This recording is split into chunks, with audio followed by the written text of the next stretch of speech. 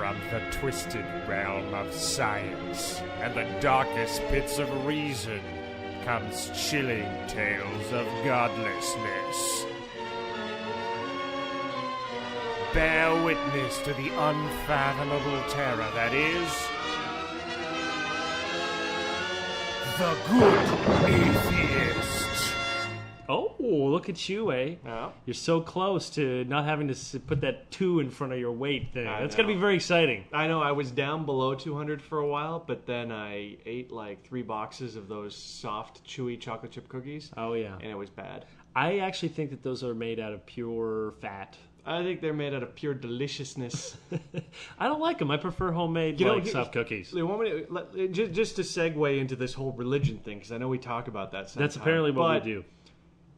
You're all about science, right? But what has science ever brought us when we can't have delicious, fat-free, chewy chocolate chip cookies? I don't understand.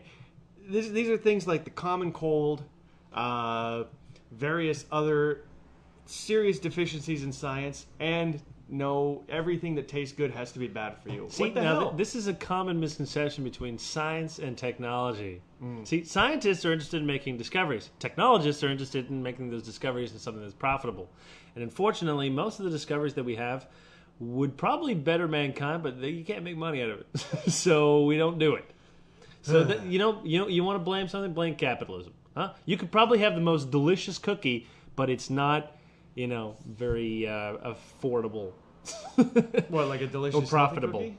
Sure, I'm sure it exists out there. Remember, there was that Olestra. Yeah, you keep talking about this one thing that Ryan keeps mentioning all the time was this fat substitute that was called Olestra. And basically, in 10% of the population, it made you have explosive diarrhea. I don't think it was 10%. It was a very minimal. But the fact of the matter was, everybody they didn't call it diarrhea or whatever, because I mean, if people didn't go somewhere, if people didn't eat things that caused explosive diarrhea, half the Chinese restaurants and Thai restaurants in the world would be closed. Okay, it's not explosive diarrhea. It's just But they called it. It's more like the media. That was the first media hit job because they called it anal leakage. And I don't know, I believe it. I believe it. The funny thing about it was that I don't know what marketing genius thought that anal leakage sounded better than diarrhea, but they were wrong, and everybody picked up on the anal leakage, and that was the end of Olestra. And Olestra was great. I had actually tried Olestra. Is it Olestra or Olestra? Olestra. Oh, I thought it was Olestra. No, it's Olestra. I'm sorry, I'm completely in the dark about this. But it was awesome, and I really liked it. And the fact that it got taken off the market just because it was a media hit job. Media hit job, wearing my tinfoil hat and saying, God damn the media, they're taking down everything good. Okay, well, speaking of media, we just came back from watching Bill Maher's Religulous. Oh, yes, we just came back. Sweat still on our brow from walking back. Whatever, 2 days ago. Shut up! As far as you're concerned, we just got back. Put yourself in that mode. Okay. Put yourself in the lying because we're doing a radio show mode. Yeah, sure. Okay. Okay. So we came back from it. So first of all, I want to ask your impressions of the movie. So remember, let's just assume that nobody knows about this movie, even though 100% of our audience already does. Uh-huh. And most of these people were already asking, oh, you got to cover this for the next radio show, which is why we went to go see it in the first place. Oh, you didn't just want to go see it because you wanted to support the cause and it's Bill Maher and Bill Maher's funny and da-da-da-da? Bill Maher's funny. I actually prefer his stand-up and his show. Mm-hmm. But I want your impressions first before we talk about my impressions. Well, let me just juxtapose this to that No Intelligence Allowed movie with Ben Stein. Yeah, that's true, because that is the last one we watched for the radio show. Going and seeing that movie was perhaps one of the most uncomfortable experiences I've experienced in a while. Like, it was a very awkward social situation seeing the Ben Stein movie. Yet I went and saw Religulous, and I had a great time. It was funny. It was enjoyable. The people, because we went on Cheapy Tuesday, because we're on welfare, they were all laughing and knee slapping, and it was funny. There was a couple of, and this is probably why atheists get a bad rap, because a lot of you are idiots. But there's all those guys that are like literally knee slapping and yelling and laughing and stomping their feet, and I'm like, whoa, boy, take it No, boy. Take it down a notch. It's like that kid in class who just laughs and laughs and snorts and then farts, and it's like, man, relax, fucking relax. But it was. I actually wish I could laugh so hard that I'd fart. Those moments don't come that often if I'm not high. You can't even let yourself. Yeah, it's true. You can't even let yourself go to the point where you can get drunk off of a beer. You must. It's like some kind of Asian philosophy where you must wax on, wax off, and learn how to. How can you get drunk off one beer, Jacob? This is your spiritual. You know what? quest. That is a Zen koan right there. It is. It's like, what is the sound of one man getting drunk on one beer? Yeah. The sound is the Good Atheist podcast. The sound is the stupid version, the stupid element of the Good Atheist podcast. Mainly you. Okay, so now I want to give you my impressions of the movie because Yes, give them to me. I want to hear them. you have no choice. If I don't, we don't have a show, dummy. Yeah, that's fine. Okay, so here's, yeah, you mean you're the host, I'm the host, so you say things and I react. That is how it works. that is the dynamic. Okay, So go ahead and tell me what you think about this movie. now I did in turn. Okay, well I did enjoy this movie. Don't get me wrong, but you know, I enjoyed it as well. shut up. I'm just being your co-host, man. You're being bad. Tell I'm me gonna have what to you beat think. you with the stick. Okay, no, actually, there was one downer to it though. the downer, last 5 minutes. no, not the last 5 minutes. We'll get to that. Okay. But the downer was that when I was watching it, I was completely and utterly aware that I was going to have to review it. And when I was watching it, I had to ask myself, is this fair? Is he being fair with everybody? Is he taking people out of context? Now, for comedic purposes, obviously, he has to. Mm-hmm.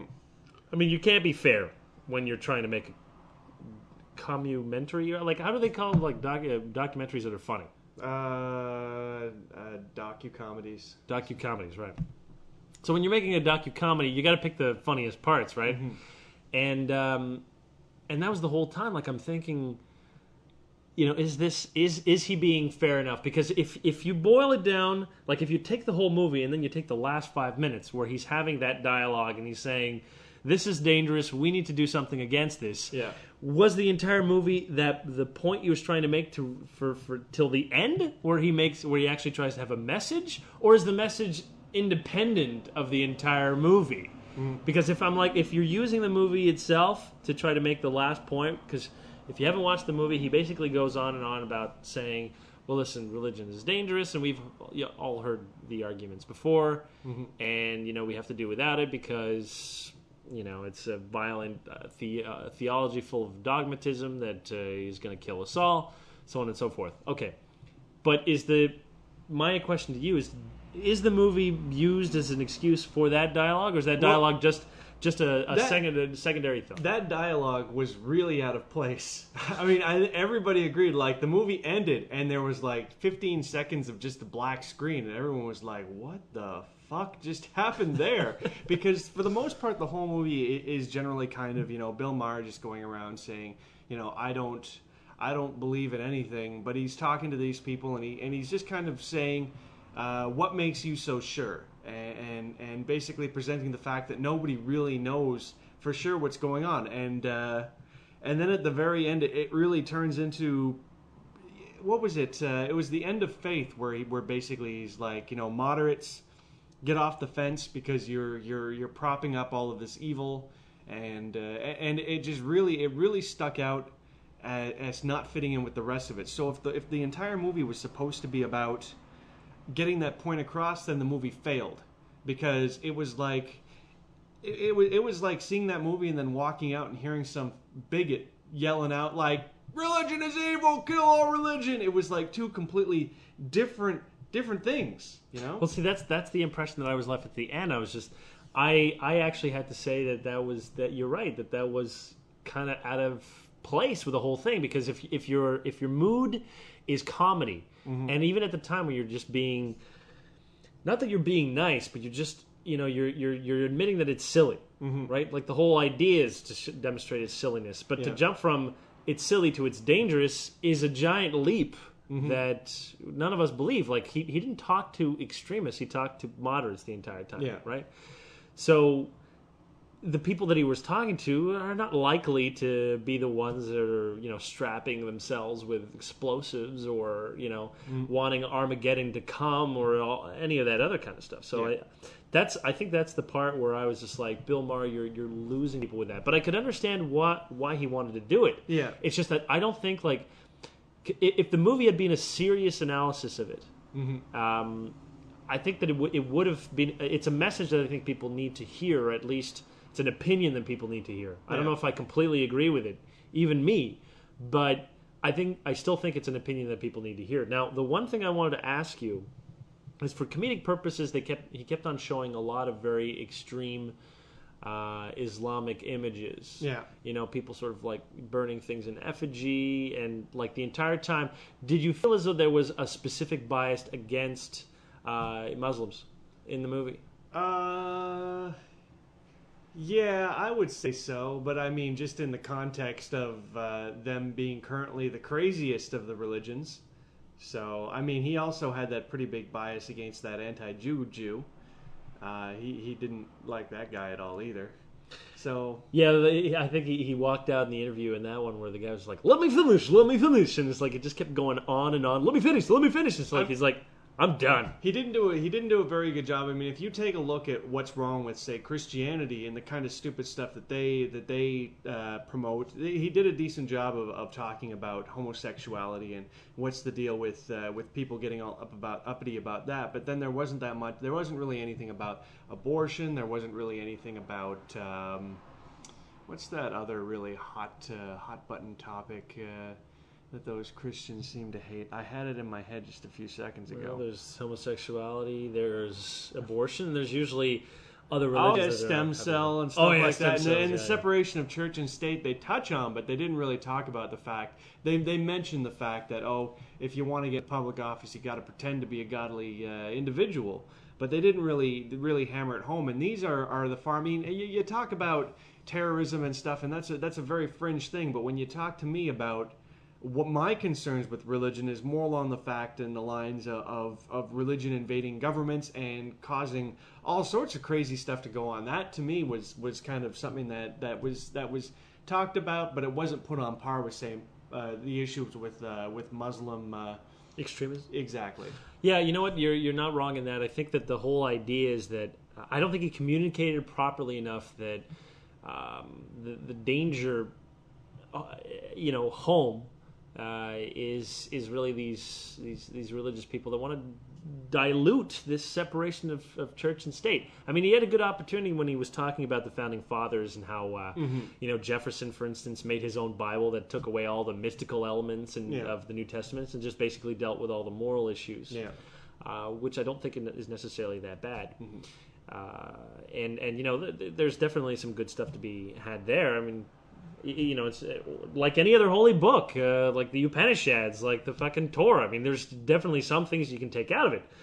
But I don't think he really touched upon the fact that his government is basically completely hijacked by religious people that, I mean, look at what Barack Obama has been doing to try to get evangelicals to vote. They're like, I'm going to provide more funding for you, the government funding for like churches and that kind of stuff, which violates like the long-standing tradition of separation. Well, I guess the whole thing is, you're looking at this movie and you're probably, I mean, everybody is probably going into it with way too high of a standard, in that everybody wants certain aspects of what they believe is important about atheism to be represented. And to a good degree, I think he did a very good job of touching on pretty much every single aspect of atheism without even talking to any of the big atheists. That's one of the things I liked about it, is he barely talked to any atheists at all. It was all talking to religious people. So it wasn't so much of a movie that was about atheism, that was more about religion and what was religulous about religion. Do you think that here's a question? In a lot of times when he was talking to these people, he was in like a truck stop church, and like there was one guy who was claiming that the Shroud of Turin was scientific proof that Jesus was born of a virgin, And then there was another part where people, he was trying to explain the fact that, a lot of people didn't even know what was in the New or Old Testament, even though one of the guys was like a priest there. And he's like, there's no mention of homosexuality, for instance, in the New Testament or any of that kind of stuff. And, he asked, how do you reconcile that? So, or he was talking to these Muslims and he was quoting specific passages that entice violence to infidels. And he was like, you've read this part in the Quran, right? And, some people were like, oh, it's not in there. Other people were like, yeah, but it doesn't apply anymore. How do you think people's reaction were to being told by someone who wasn't religious, who seemed to have more knowledge about their own holy books than they did? Like, how did you see those reactions? No, it's very ironic, but it's not surprising at all. I mean, the really stupid crap that goes on with all of these organizations mainly comes from the fact that people are ignorant bastards. And sadly enough, a lot of the people who are against religion are probably more educated in a lot of the tenets of religion than those who were really hardcore about it and who have basically taken on stances that have nothing to do with what was actually in the Bible or whatever else, and have more to do with just their own ignorance. It was really funny when he was talking to one of the guys who's head of the Genome Project, who was a scientist who believed in the Bible, and he was talking about like, well, these are accounts of people that knew Jesus, and he's like. And he gets him at one point to admit that it was decades after his supposed death. Like a century, like 150 years. It varies, but it varies. Like I think the closest is probably about 50 or 60 years. That's the closest. But again, I mean, when you're dealing with inaccurate date, it could be as much as 300 years. Yeah.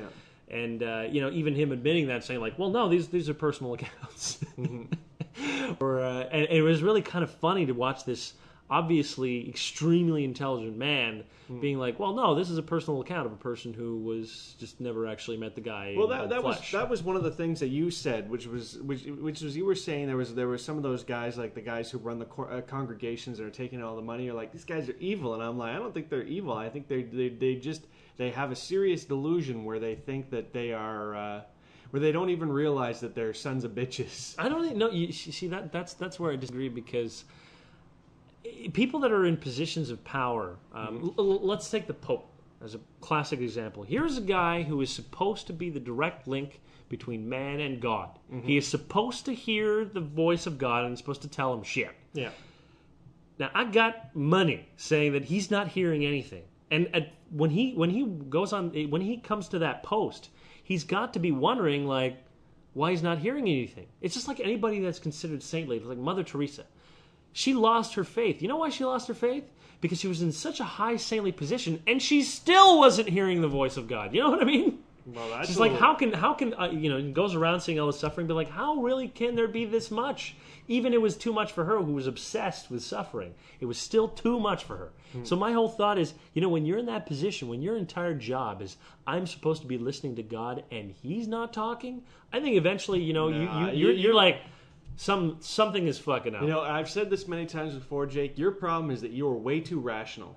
And the truth of the matter is, no one else is as rational as you or the majority or other people, maybe some of our listeners and this and that. But you've got to understand the ability of the brain to lie to and of people to lie to themselves and to delude themselves and to just live in complete and utter fantasy creations. And you just don't see it because you can't even enjoy yourself, with a couple of beers, and you can't let yourself live in the moment because you're always thinking about stupid crap.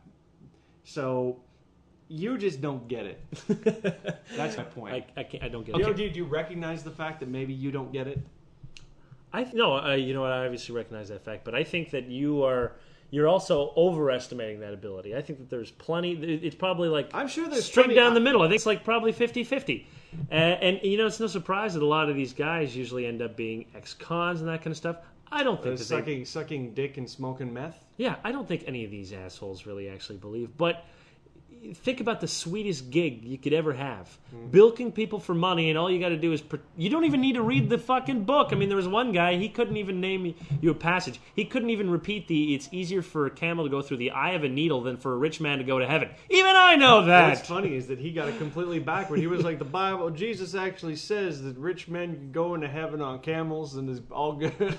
Yeah, he was like, Jesus was in fine linens. It's like, they brought him gift of gold. I'm like, I don't think it was that much gold, and I'm pretty sure it was used up pretty damn fast. But one thing I want to make sure that we're getting through to people who are listening to this podcast is I really enjoyed this movie. I mean, as far as going out and seeing a movie, I don't think I have laughed this hard in a long while. You know what I mean? It was a really enjoyable experience, and especially like most movies, you don't want to go with other people, you know what I mean? You get into a theater and you watch Transformers and there's those teenagers in the back that you just want to fucking take their cell phone and cram it down their throats and just punch them in the face. You're a very, very good person. You're sociable. Let's just face it. You're very sociable. No, other people are intolerable.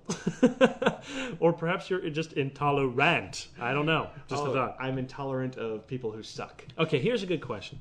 And I wanted to talk about this. At the end when he says that we cannot live with religion, because that's basically his point. I want to ask you that point. I want to ask you that question. Can we? It's getting to the point where it's getting, as more and more extremist nations get the atomic weapons, sooner or later someone is going to bomb someone in the name of Allah or God or whatever else. You know, all of those racial tensions that get stirred up, the idea of Iran getting the bomb, who do you think is going to drop a nuclear weapon first, Iran or Israel? Israel will fucking nuke Iran as soon as Iran has the capability to hit Israel. You better believe it.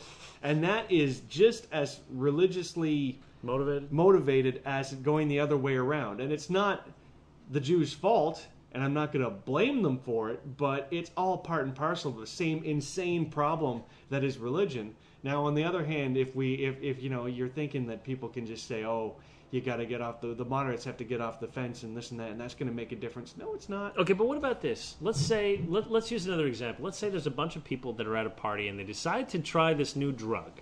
I'm going to describe this drug because I find religion is very closely linked to kind of drugs. Okay. So you try this drug, and all of a sudden, you know, a few people try it a couple times, and it's very enjoyable. But all of a sudden, one guy takes a bit too much, and all of a sudden, the situation gets real. You know what I mean? And everyone's like, "Whoa, this shit just got way too real." Okay. Like, do you think that a violent act that's committed entirely with religious motivation might actually turn people against religion in a sense? Oh, I mean, if you're looking at the practical, here's the thing. My whole point is that if you think that that the moderates getting off the fence is gonna fix anything, then you're wrong. What's gonna fix everything is something like a nuclear bomb going off in the name of God, and then you're gonna see some pretty big changes. So, but do you think the reaction to something like that would be atheistic, or would it be would people kind of like go back to, you know, what they know? I just think all the people that hate each other are probably going to be dead. I mean, I really couldn't tell you how it could go one way or another. It could go for the better, it could go for the worst. Unfortunately, a lot of things going on nowadays tend to turn towards the negative, so I couldn't tell you. You know, if I could, then I would probably be doing something other than a free podcast. Wait, we're free? I forgot to set that up as a pay thing. Oh no! Yeah, no. Yeah, I'm goofy that way. You know, I've been trying to think more and more about that question myself. What the end game is, what the atheist end game is. Because we all know what the religious end game is. It's the end of times. Yeah, everybody's really obsessed about that end of days shit. It's the end of days. The days will end, and you will too. And I mean, I don't know. It's the whole end of days thing. Is it really a consequence of religion, or is it just kind of like religion gone awry? Because I mean, you look at this sort of like apocalyptic obsessed world, and really it's two religions that are really obsessed about it. They just happen to be in the majority, you know, sort of like Islam and Christianity, and they just have this common theme. And for them, the theme is really simple. If this happens, that's how you get rid of everybody that doesn't believe. That's their solution. Rather than just it being a peaceful transition. They obviously recognize that not everyone's going to goddamn believe. So the only way to really get it done is to kill everybody and let God sort it out. But at the same time, I mean, it's not every religion that has this sort of like this end times idea. So a person would ask me, is it possible to live peacefully with religion? Okay, well, to that, my answer would be this. It would only be possible if we didn't take religion so seriously. But the whole thing about religion is it has to be taken seriously, or at least that's how most people interpret it. Yeah. It's like you really have to take it seriously. You cannot speak against it. You can't make fun of it. You can't question it. Why should you question it? It's my faith, and that's all there is to it. That's that danger. If we can't start asking questions and putting people in uncomfortable places about it, then it is going to be an end game. Then we can't live with it. Then we can't have peace. But as long as people are willing to, step a little bit back and say, well, those are my beliefs, but I might be wrong. That might be wrong is that only opening that we can hope for. But I don't know if it's likely. It seems as though even with moderates, they're willing to admit that. But I'm not entirely sure how many moderates there actually are. I think there's a lot of closet extremists. Maybe a person could describe me as a fucking closet extremist, saying like, "Well, look at you. You're trying to spread atheism, right? You're evil. You're going to lead to this giant divide." I mean, am I contributing to that divide? You got to understand how extremely religious people look at you as somebody who's trying to basically sentence people to hell. I mean, if you look at the basics of it, it's like when you converted my little cousin to atheism. I don't know if she's converted. I'm sure she's, obviously the hard work. Well, you put her soul into question, buddy. Yeah, and apparently doubting the Holy Good thing Spirit. She's a Protestant, or she would be definitely going to hell. Because what does a Catholic say? If you doubt the Holy Ghost for even... Oh, no, it's a Protestant. Protestants think that too? Yeah. I thought we were really lazy about stuff like that. Who's we? Like, a Protestant. I'm a Protestant. You're only a Protestant if you believe that shit. Yeah, well, I come from that background. That is my background. Went to Protestant churches when I was growing up. So my background is partly Roman Catholic, but I don't give a shit about that. I would never describe my background. I know, but what? It's like my background is what my family believes. It's like what? you live in Montreal. It's like now. What where you were born. My background was like we used to think the Earth was flat. I was a flatarian. What my parents or what my ancestors believed have nothing to do with who I am. This is a very stupid little side discussion because you're just being dumb. You're being dumb. No, it's just funny because you're like, you're not a Protestant and you never were. You can't blah, blah, blah. I'm like, hey, listen, buddy, I grew up, I went to church, I believed in all that crap when I was a stupid little kid. I was a Protestant. So when you believed you were a Clausian because you believed in Santa Claus? Look, until you're an adult and able to make your own mind, the shit you believe doesn't define you. It doesn't define me. I'm just saying that that's what I was. Back in the day, I believed in Santa Claus. Back in the day, I believed in what the Protestant church said. Right, but you wouldn't describe yourself as a Clausian. You know what? If that was a general term that everybody used, then sure. But that would be stupid. You were a kid. What the fuck did you know? So?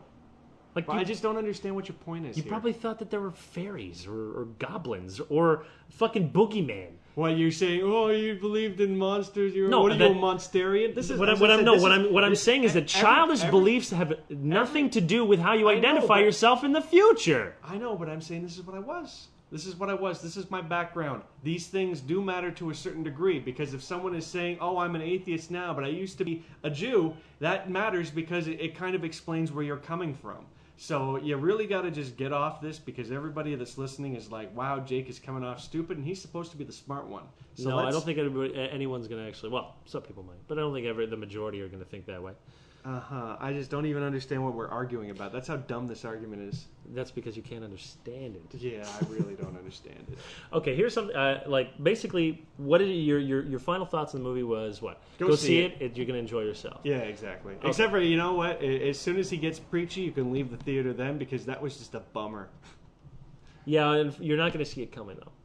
No, it's true. No, you can't. I think he should have ended it with that with humor. I mean, he could have made that accusation and put a funny spin on it, and it would have had just as much or maybe even more effect. Yeah. Because I think, you know what, when people think that you can't make a difference with a joke, Yeah. that doesn't make any sense. Well, here's the whole thing. It's like It's like if you go and see There's Something About Mary, and you're laughing, and it's all good and fun, and then at the end they gang rape her and murder her and dump her corpse in the ocean. That's kind of like how this movie kind of just goes la la la la la la la. Everyone will die unless you turn your back on all religion, and everybody makes a decision to hate religion. I'm like, wow. That's pretty. I mean, again, I know like we're being critical because we're talking about the critical points of it. And I can't say enough about the majority of the movie and how funny it is, and even what his empathy is like towards a lot of the people that he talks to. Because for the most part, he doesn't mock that many people. There's a couple of people that he goes in and he really does rip them a new asshole. It's like you see Bill Maher on his good days and on his bad days. And some days he's tolerant, and some days he's not, and some days he's just like, you guys are idiots. Some days he's human. Yeah. So it's just, I mean, overall, it's a really enjoyable movie for everyone, even if you're religious and for some reason listen to this podcast, because I know some of you people like to I don't know, play with fire like that. But what, some of the religious fans? Yeah, you should go check it out just because it's fun and it's thought-provoking, and the most interesting thing about it was just kind of revealing the idea of a lot of the general concepts that are behind religion are just based on completely incorrect information and assumptions. So I thought overall it was really good, and I think it would probably make a lot of laid-back atheists, probably, just people, teenagers who are just like, God is stupid because my parents believe in him. Exactly. It might actually entrench them a little bit more. And remember that whole thing of saying most people are too stupid to be atheists? It might actually educate them a little bit on why they don't believe in God.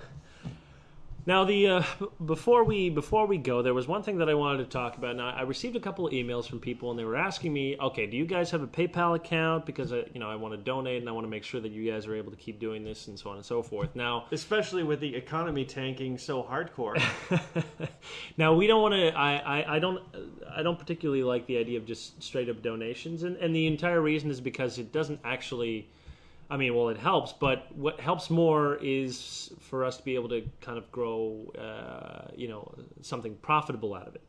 So one of the things that we were trying to do or think about was actually we wanted to see if we could make shirts. We have another business. Oh, are you going to try out your slogan? I'm going to see what people think? Yeah. Okay, I'm going to try out the slogan. Now, we have another business, and we on this business called FightLiquor.com, we also sell other shirts and that kind of stuff. So we're thinking of integrating the Good Atheist with the store functionality so that we'd be able to sell it. Some atheist-related garments. Exactly. And my idea for a slogan, now, Ryan doesn't think this is good, but I'm going to throw it out there. I came up with this idea after I watched the Bill Maher movie, actually. Because the entire time I kept on thinking, wow, he's so much in the face of people. But I'm like, what if you actually were to turn that phrase around and say, in your faith? I actually think that's a clever shirt, but I'm not going to commit to hundreds of dollars of printing if it's not really a good idea. So I actually want to know what you guys think, or if you have any really good ideas or suggestions, and you can send it to jacobforte@gmail.com. So if you want to send one, I'm more than willing to humor your suggestions. I just think that mine's good, but that's only because it's my idea, so I'm clouded by it. Maybe. I don't know. Maybe. What was your thought about it? That it was silly or nobody would get it? I just think that I don't like it. Wow, that's an informed opinion. No, I'm sorry. There's just some things you're just like, I just don't like it.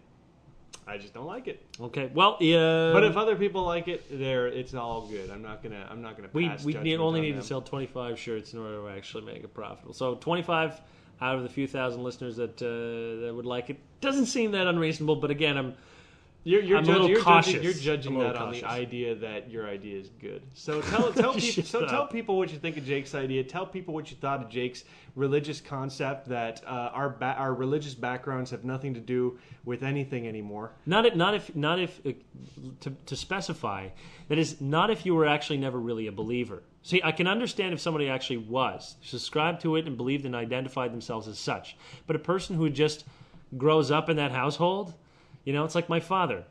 Grew up in it but never fucking believed it. if somebody were to ask him what your background is or how he would identify himself, he wouldn't even hesitate and tell you that he was not Roman Catholic at all. Because how you identify yourself, say even as, you know, it would be as though... This is turning into a complete other segment. Like, whatever. I am fucking trying to explain it because you misrepresent me. It's so like, fuck you, dude. Here's a 5-minute caveat which completely takes away from everything. Yeah, I misrepresent it.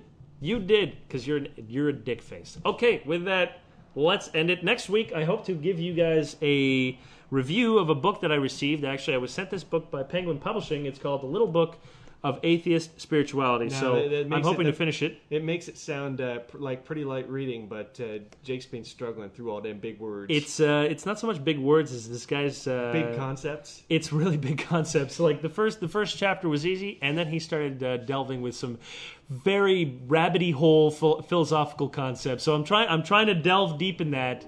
But it's not one of those things where, like, I read 100 pages. No, you can only read a certain amount of pages, and then all of a sudden your brain explodes. It's no Sam. What's Sam? Sam Harris? Yeah, Sam Harris.